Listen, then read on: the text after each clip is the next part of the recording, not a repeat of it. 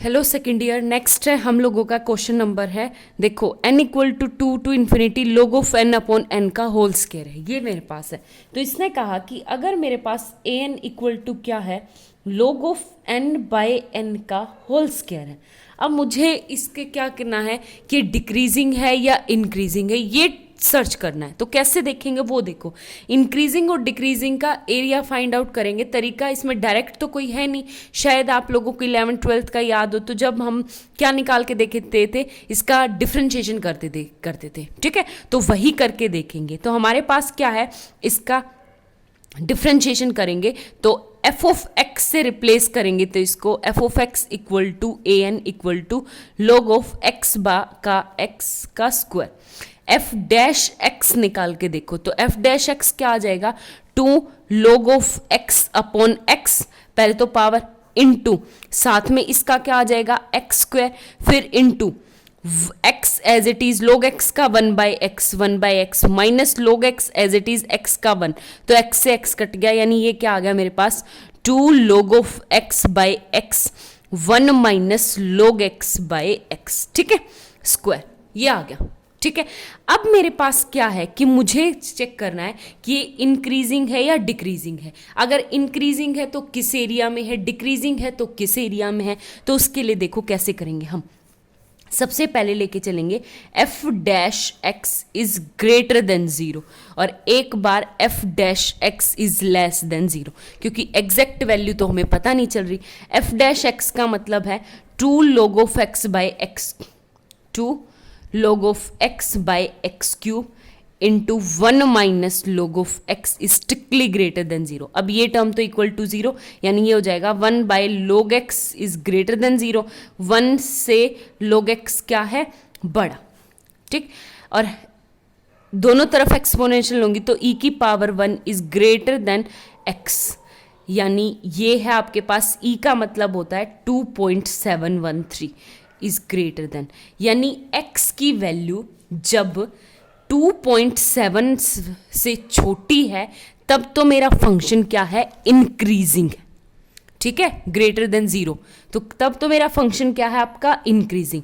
लेकिन मुझे कौन सा फंक्शन चाहिए, डिक्रीजिंग। तो इसका मतलब ये वाली टर्म सॉल्व करेंगे same as it is, 1 minus log x strictly less than 0, यानी 1 strictly less than 2 log x, और वही e is less than x, और e का मतलब है 2.71, यानी x की वैल्यू अगर 2.71 से बड़ी है तो मेरा फंक्शन क्या होगा आपके पास, स्ट्रिक्टली डिक्रीजिंग फंक्शन, ठीक है। तो हमारा क्या होगा, डिक्रीजिंग फंक्शन। आई बात समझ में। और कोशी इंटीग्रल टेस्ट के लिए हमें क्या चाहिए, हमारा डिक्रीजिंग फंक्शन चाहिए। तो 2 पॉइंट, एक बात बताओ, यहाँ पे anth में हम क्या पुट करते हैं, 1 2 3 4 5 up to natural number put करते हैं, तो 2.71 यहाँ पे है, 2.71, यानी मेरे 3 4 5, यानी 3 और 3 से बड़ी टर्म्स के लिए जो मेरा फंक्शन है वो क्या होगा, डिक्रीजिंग फंक्शन। आगे बात समझ में।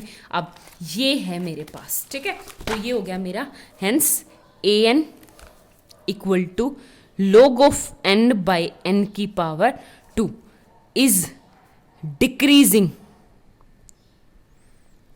फंक्शन n जब ग्रेटर देन इक्वल टू है 3 या 3 से बड़ा है, ठीक है।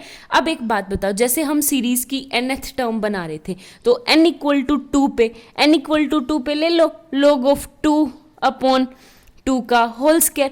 अगर 3 से बड़ी टर्म्स के लिए मेरा फंक्शन अगर कन्वर्जेंट होता है तो उसमें ये टर्म ऐड कर देंगे, तब भी कन्वर्जेंट रहेगा। अगर 3 से बड़ी टर्म्स के लिए हमारे पास डाइवर्जेंट होता है, इन्फिनिटी में ये ऐड करेंगे तो कोई फर्क पड़ता है, कोई फर्क नहीं पड़ता। तो एक तरह से आपकी ये होगी कि जो हमें गिवन दिखा था ना, log of n equal to 2 से इन्फिनिटी, तो हमने n इक्वल टू 2 के लिए फर्स्ट टर्म को क्या कर दिया, स्किप कर दिया, ठीक है, एक तरह से नेग्लेक्ट कर दिया, क्योंकि मुझे कोशी इंटीग्रल टेस्ट के लिए क्या चाहिए था, मोनोटोनिकली डिक्रीजिंग। और मोनोटोनिकली डिक्रीजिंग फंक्शन मेरा कब आ रहा है, जब n जो है 3 या 3 से बड़ा, ठीक है। तो अब आपके पास in क्या हो गया, integration log of n by n का x बाय एक्स का स्क्वायर, और वही लिमिट 3 से n और dx पुट होगी, ठीक है। आगे बात समझ में। अब इसका इंटीग्रेशन देखो कैसे करेंगे। सबसे पहले मैं ये वैल्यूज लास्ट में पुट करूंगी, मैं पहले इसका पूरा इंटीग्रेशन करूंगी। log x का होल स्क्वायर इंटू 1/x का होल स्क्वायर। तो सबसे पहले देखो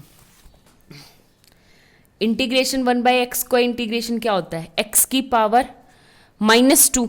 अब -2 में +1 करेंगे और नीचे क्या करेंगे, -2 + 1, यानी ये क्या आ गया, x की पावर -2 में -1, यानी माइनस का 1/x। 1/x² का इंटीग्रेशन है ये। अब मैं इसमें डायरेक्ट पुट करूंगी, आई बात समझ में। तो सबसे पहले देखो in का इंटीग्रेशन, log x का whole square as it is, और 1/x² का इंटीग्रेशन क्या आ जाएगा, माइनस का 1/x। ठीक है, फिर माइनस फॉर्मूला इंटीग्रेशन, इसका फर्स्ट टर्म का differentiation 2 log of x into 1/x into 1/x² का इंटीग्रेशन आ जाएगा माइनस का 1/x, यानी ये हो गया प्लस का 1/x dx। ठीक है, तो अब ये क्या आ गया मेरे पास, माइनस log ऑफ x का होल स्क्वायर बाय x।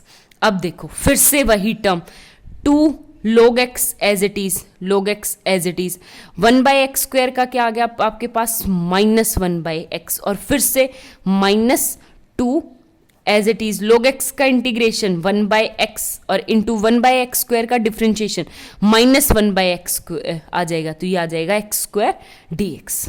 ठीक है, अब इसका फिर से क्या आ गया मेरे पास, माइनस log ऑफ x का होल स्क्वायर अपॉन में x, और ये आ गया -2 log of x by x, और ये क्या आ गया आपके पास, प्लस का 1/x² का इंटीग्रेशन -1/x, तो ये आ जाएगा -2/x²। ठीक है, अब वैल्यू पुट करो किससे, 3 से n। ठीक है, सबसे पहले मैं टोटल में पुट करूंगी n। जब मैंने n पुट की तो माइनस log ऑफ n की power 2 upon n -2 log of n by n -2/n²। अब देखो 3, तो माइनस माइनस ये सारी टर्म क्या आ जाएगी, प्लस log ऑफ 3/3 का ऊपर का स्क्वायर नीचे 3 रहेगा, -2 log ऑफ 3/3, और ये क्या आ जाएगा अब हमारे पास -2/, एक सेकेंड, -2/n² नहीं आएगा यहाँ पे, -2/3।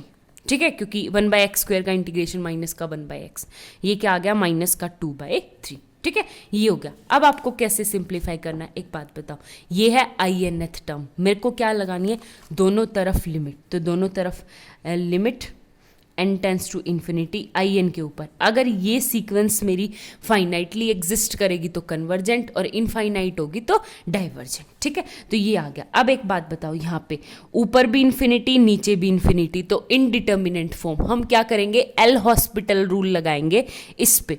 एल हॉस्पिटल रूल से मेरा क्या आ जाएगा, ये -2 log n इंटू 1/n, और नीचे भी क्या आ गया, n का 1। ठीक है, और देखो ये माइनस, यहाँ पे भी एल हॉस्पिटल लगाएंगे, log n बाय n। वैसे log n बाय n आपके पास सीधी वैल्यू होती है 0।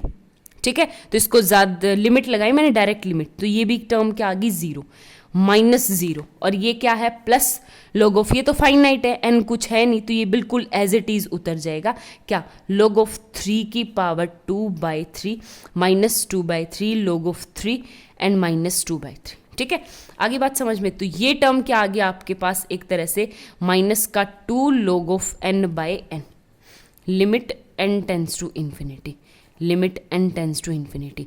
यहाँ पे लिखो by applying L Hospital rule.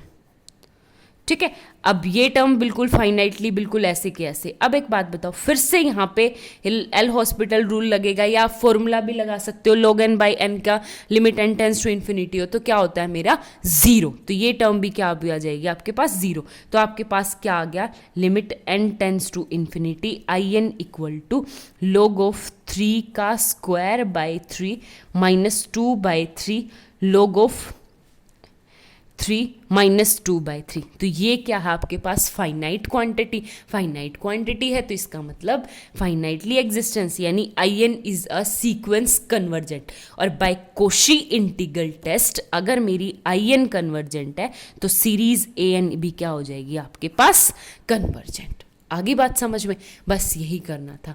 I think आपको समझ आ गया होगा। मुझे बेसिकली इसके लिए ये क्वेश्चन बताना था कि कहाँ पे ये इंक्रीजिंग रहेगा, कहाँ पे ये डिक्रीजिंग रहेगा, क्यों हमने यहाँ से 3 से बड़ी वैल्यू, क्योंकि 2 पे हमारा मोनोटोनिकली इंक्रीजिंग आ रहा है। कोशी इंटीग्रल टेस्ट की कंडीशन है हमारी मोनोटोनिकली डिक्रीजिंग होना चाहिए, तो हम 3 या 3 से बड़ी टर्म्स लेंगे।